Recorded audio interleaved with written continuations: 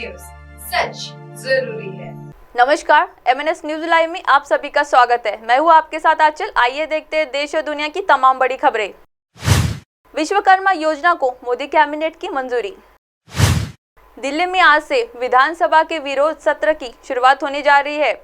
दोनों दिनों तक चलने वाला इस सत्र में दिल्ली के मुख्यमंत्री अरविंद केजरीवाल दिल्ली सेवा कानून को लेकर केंद्र सरकार पर हमला बोल सकते हैं। दूसरी ओर से चंद्रयान 3 के लिए आज से उल्टी गिनती शुरू हो गई है। आज से उसका अगला ऑपरेशन शुरू हो जाएगा। फिलहाल अंडाकार कक्षा में घूम रहा चंद्रयान आज से गोलाकार कक्षा में से आना शुरू करेगा। वहीं मथुरा में मंगलवार की रात की बड़ा हादसा देखने को मिला है, जहां घर के सज्जा गिर गया। हादसे में कुल 5 लोगों की मौत हो चुकी है। अब आइए बढ़ते अगली खबर की ओर। जब तक लूटे गए हथियार बरामद नहीं होते तब तक राज्य में नहीं आएगी शांति, लोकसभा में बोले गोगोई। मणिपुर में लगातार अशांति का माहौल है। जैसे ही लगता है कि राज्य में तनाव कम हो रहा है, वैसे ही हिंसा फिर भड़क जाती है। कांग्रेस सांसद गौरव गोगोई ने लोकसभा में बुधवार को कहा कि जब तक लूटे गए 6,000 हथियार बरामद नहीं हो जाते तब तक मणिपुर में शांति नहीं हो सकती। दोनों पक्षों के बीच नई बात। गोगोई ने कहा कि मणिपुर में लूटे गए 6,000 अत्याधुनिक हथियार और 6 लाख राउंड गोला बारूद बरामद होने तक शांति नहीं हो सकती। उन्होंने पत्रकारों से भी बात की। कहा कि राज्य में 3 मई से हिंसा जारी है। यहाँ सुरक्षा बलों से हथियार और गोला बारूद लूटे गए। अब इन हथियारों का इस्तेमाल राज्य के आम लोगों के खिलाफ किया जा रहा है। उन्होंने कहा कि राज्य में शांति और सामान्य स्थिति कैसे होगी जब दोनों पक्षों के बीच सुलह पर कोई बातचीत ही नहीं हो चुकी है। सीएम ने नाखुश दोनों समुदाय कांग्रेस नेता से दावा किया कि मैतेई और कुकी दोनों मुख्यमंत्री। उन्होंने कहा कि राज्य में शांति और सामान्य स्थिति कैसे होगी जब दोनों पक्षों के बीच सुलह पर कोई बातचीत ही नहीं है। सीएम ने नाखुश दोनों समुदाय कांग्रेस नेता से दावा किया कि मैतेई और कुकी दोनों मुख्यमंत्री एन बीरेन्द्र सिंह से नाखुश है। उन्होंने कहा कि यह दुर्भाग्यपूर्ण है कि गृह मंत्री अमित शाह ने संसद में मुख्यमंत्री का पूरा समर्थन किया। उन्होंने कहा कि शांति समितियों से सीएम की मौजूदगी के कारण शांति वार्ता विफल हो गई है। कालियाबोर से सांसद गोगोई ने कहा कि प्रधानमंत्री नरेंद्र मोदी ने लाल किले से देश को गुमराह किया है। जब तक 6,000 हथियार बरामद नहीं हो जाते तब तक राज्य में शांति नहीं आ सकती। गौरतलब, मैतेई समुदाय को अनुसूचित जनजाति का दर्जा दिए जाने की मांग विरोध में 3 मई को पर्वतीय जिले में आदिवासी एकजुटता मार्च के आयोजन के बाद झड़पें शुरू हुई थी। राज्य में तब से अब तक कम से कम 160 से अधिक लोगों की जान जा चुकी है। हिंसा में सैकड़ों लोगों की जान जा चुकी है और हजारों लोग विस्थापित हुए हैं।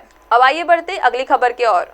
नेहरू मेमोरियल का नाम बदलने पर भड़के प्रमोद तिवारी। कहा, यह मोदी सरकार का कलंकपूर्ण अध्याय है। दिल्ली में स्थित Nehru memorial museum and library का नाम बदलकर पीएम म्यूजियम एंड लाइब्रेरी कर दिया गया है। स्वतंत्रता दिवस के मौके पर आधिकारिक तौर से इन पर मुहर लगा दी गई है और सोमवार से बदला हुआ नाम प्रभावी हो गया है, जिसे लेकर अब सियासत भी गरमाने लगी है। नेहरू मेमोरियल संग्रहालय का नाम बदले जाने को लेकर कांग्रेस की राज्यसभा सांसद प्रमोद तिवारी ने मोदी सरकार पर हमला किया है। उन्होंने कहा कि मोदी सरकार का कलंकपूर्ण अध्याय है।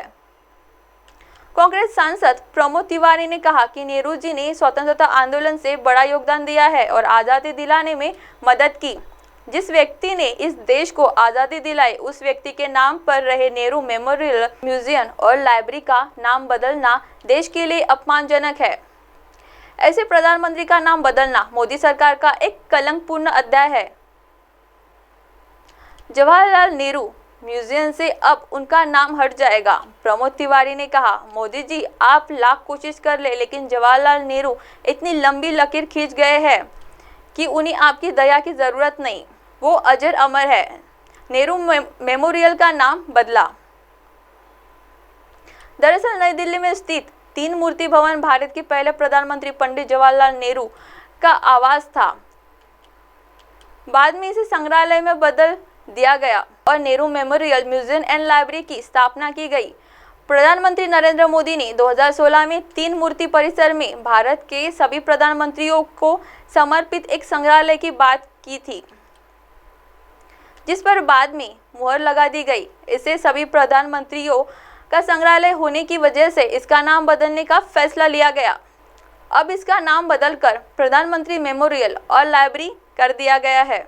अब आप हमारे चैनल को आपके मोबाइल पर भी देख सकते हैं। मोबाइल ऐप पर देखने के लिए प्ले स्टोर से MNS न्यूज़ ऐप डाउनलोड करें। इंस्टा, लिंक, ट्विटर, हाईकुक, फेसबुक और कई सोशल मीडिया प्लेटफॉर्म पर हमारा चैनल उपलब्ध है। आप हमारे चैनल को लाइव भी देख सकते हैं www.mnsnews.com पर। फिलहाल वक्त हो चला है ब्रेक का, सो ब्रेक से लौटने के बाद देखिएगा देश और दुनिया की तमाम बड़ी खबरें। नमस्कार।